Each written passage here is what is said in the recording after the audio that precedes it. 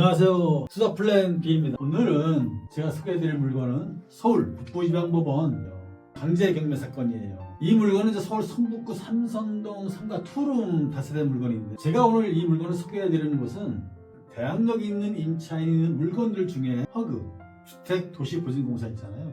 그쪽에서 임차인의 임차권을 승계한 후에 대항력을 포기한다는 포기서, 확약서, 이게 이제 법원에 제출된 경우, 그런 경우에 대해서 자세하게 알려드리고자 이 물건을 소개해드리게 됩니다.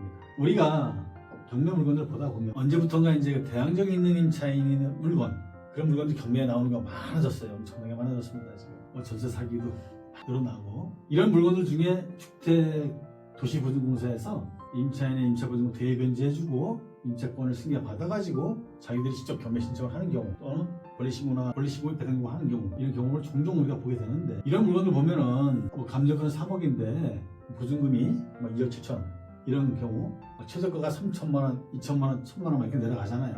그럼 우리가 보면 이거 왜 이렇게 내려갔지? 이거 싸지? 엄청 많이 내려갔네? 봤더니 내가 인수해야 되는 보증금이 꽤 큰 게 있는 거야.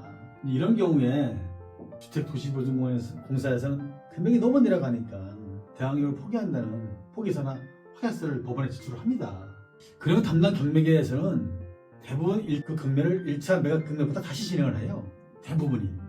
전부는 아닙니다. 그런데 요즘은 이런 게 문제가 있다 보는 거예요. 경매계에서. 모든 법률 행위는 이제 그 배당금 종기일까지 한 거에 한해서만 적법하게 적법성 인정해 주는 건데, 매각대금이 현저하게 내려갔다고 그런 이유로다가 우리가 대항력 포기할 테니까 1차 매각 금액부터 다시 진행해달라, 이렇게 요구를 하는 거지, 허그에서. 그러면 이게 우리 미수집행법에서 배당금 종기를 정해주고 그때까지 모든 요구를 했을 때 그걸 적법한 것으로 인정을 해주는 건데, 배당금 종기를 정한 취지에도 맞지 않는 게 아니냐, 문제가 있다 이건.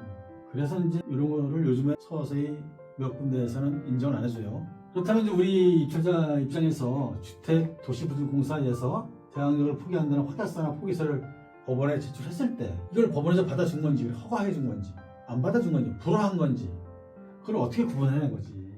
간단해요. 내려갔던 것이 3억짜리가 다시 1차 3억부터 다시 진행을 하네, 이런 경우는 법원에서 그 주택도시보증공사 허구에서 제출한 그 대항력 포기서, 그거를 인정해 준 거예요. 허가를 해준 거예요. 근데 그렇게 하지 않고 그냥 지난번에 3천만 원이었는데 이번에 2천만 원 진행하네, 2,400만 원 진행하네, 아니 2,100만 원 진행하네, 지금 내려간다 이거야. 1차로 다시 돌아가지 않고, 이런 경우에는 그 허가에서 제출한 그 대항력 포기서를 허가해주지 않은 거예요. 이거는 상당한 차이가 있는 거예요. 법원이 허가한 경우하고 불허한 경우에는 상당한 차이가 있는데, 어떤 차이냐? 허가한 경우에는 그 임차인의 보증금을 전혀 회수하지 못해도 임차권 등기를 말소할 수 있습니다.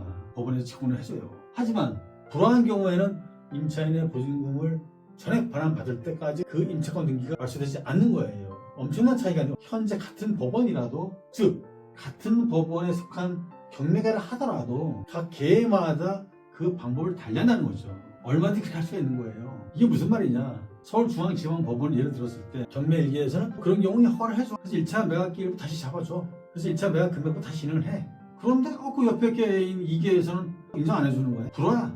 그냥 지난번 3천? 이번에 2,400원 들어가. 이런 식으로 들어왔어도 포기서가 법원에 제출했는데, 그럼 우리 입찰하고자 하는 우리 입장에서는 법원 문건 접수되어 보니까 대항력 포기서 들어왔네?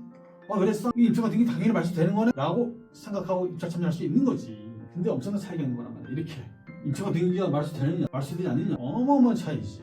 이거는 얼마든지 법원의 재량행위예요. 같은 법원이라 하더라도 각 개마다 달릴 수 있는 거예요. 이게 불법적이거나 적법하지 않은 게 아니에요. 그거 뭐라고 하면 안 되는 거예요.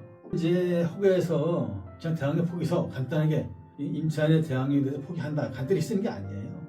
이걸 허가해 주면 1차부터 다시 진행해달라, 그렇게 이제 요구를 하지.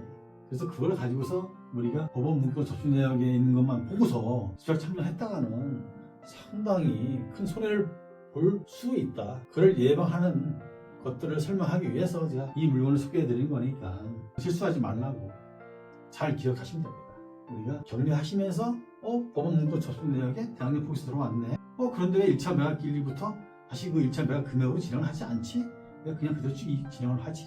이게 인정 안 되는 거구나. 포기서 들어왔어도 임차권 등기 말소할 수 없는 거구나, 말소 안 되는 거구나, 이걸 알으라는 얘기예요. 그래서 제가 이 물건을 소개해 드리는 거니까 잘 기억하시고 이런 거에 대해 실수하지 않게끔, 엄청나게 중요한 겁니다. 우리 투자 플랜 B는 항상 어떤 일을 진행함에 있어서 철저하게 제가 근무하는 우리 로펌에 있는 변호사들하고 하나하나 다 상의를 합니다. 상의해서 이것이 적법한 건지, 충분히 승소할 수 있는 것인지, 이거 유치권은 충분히 인정이 되는지, 이 유치권이 이거 인정 안 돼, 어떻게 해결해야 되는지 등등을 다 협의해서 진행을 하는 거니까 그걸 정확히 알고 계시고, 이 경매 보시면서 이거 좀 이상한데? 이게 문제가 있는데? 어디에 물어보지? 그런 궁금한 사항이 있을 때는 편하게 댓글 달아주시면 됩니다. 전화 주셔도 되고, 제가 조금 목소리에서 잠기고 피곤도 하고 그래서 조금은 편안하게 강의가 안 된 것 같은데 이해해 주시고, 다음에는 더 좋은 물건으로 더 좋은 컨디션으로 찾아뵙겠습니다. 오늘 영상 여기서 마치겠습니다. 감사합니다.